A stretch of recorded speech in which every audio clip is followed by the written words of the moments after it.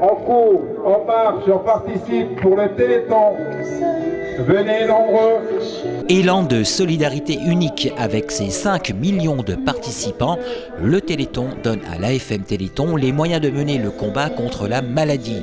Et dans l'ADN municipal nilvangeois se trouve également la solidarité et le désir de rejoindre la mobilisation en faveur de l'AFM Téléthon, association de parents et de malades qui mène un combat sans relâche contre des maladies génétiques rares et lourdement invalidantes. Le Téléthon édition 2015 à Nilvange s'est conjugué de 2 manières et sur 2 jours.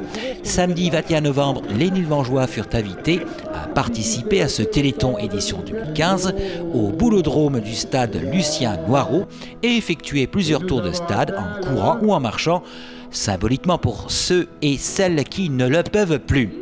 Deuxième volet de ce Téléthon édition 2015, tel qu'il s'est conjugué à Nilvange, un loto qui fut organisé salle Pierre Mélé. Madame Danielle Pizu, adjointe chargée des sports, de la vie associative et de la culture de la ville de Nilvange. La municipalité de Nilvange a décidé d'aider l'AFM en organisant sur la commune le Téléthon 2015. L'année dernière également nous avions organisé le Téléthon 2014. Cette année il va se faire sur 2 jours. Donc aujourd'hui je marche, je cours, je participe pour le Téléthon.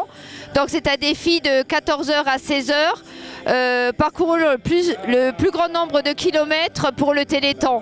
Là on est déjà à les 20 km pour le Téléthon et demain nous organisons un loto toujours au profit du Téléthon. Grand numéro, le numéro 89, la grand-mère. Numéro 89. Dans le loto de la vie, tout le monde ne tire pas forcément, malheureusement, les bons numéros au sein de la loterie de la génétique. Présente à ce loto organisé par la municipalité de Nilvange en faveur de l'AFM, Madame Françoise Jacquin, maman d'une fille atteinte du syndrome d'Angelman, maladie neurogénétique caractérisée par un déficit intellectuel sévère et des traits dysmorphiques. Sa prévalence mondiale est estimée à 1 sur 20 000 à 1 sur 10 000. J'ai une enfant de 23 ans handicapée de naissance, une maladie génétique rare qui s'appelle le syndrome d'Angelman. En fait, c'est une maladie qui atteint pour l'instant 460 cas en France. En fait, c'est pas vraiment en France, c'est une...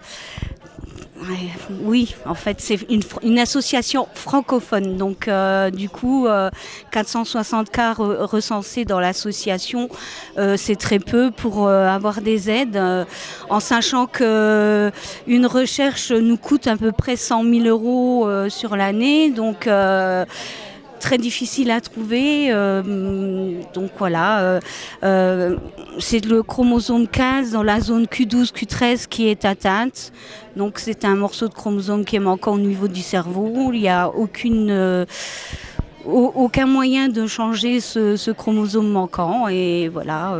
Donc actuellement on est toujours en amendement Creton dans un IME de Knutange, on n'arrive pas à trouver de maison d'accueil spécialisée en France ou sur la Moselle surtout, car les maisons d'accueil spécialisées sont toujours très remplies et le Conseil général de Moselle et autres ne font pas d'efforts pour faire ouvrir des centres. On nous conseille la Belgique, mais la Belgique c'est un peu loin et aller la chercher tous les week-ends c'est compliqué. Donc c'est une enfant qui n'a aucune autonomie, qui ne fait rien seule, qui ne se lave pas, qui ne s'habille pas seule. Enfin, en fait, il lui faut une aide constante. Donc moi, la maman, j'ai arrêté de travailler. J'ai 50 ans, donc je vais un peu dans l'âge aussi et ça devient très compliqué de s'en occuper. Quand elle n'a pas envie de faire les choses, il faut un peu la forcer, mais c'est pas toujours simple.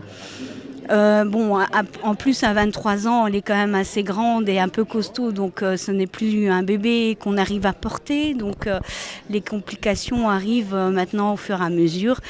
Donc je fais un petit appel aussi pour trouver une maison d'accueil spécialisée pour Déborah.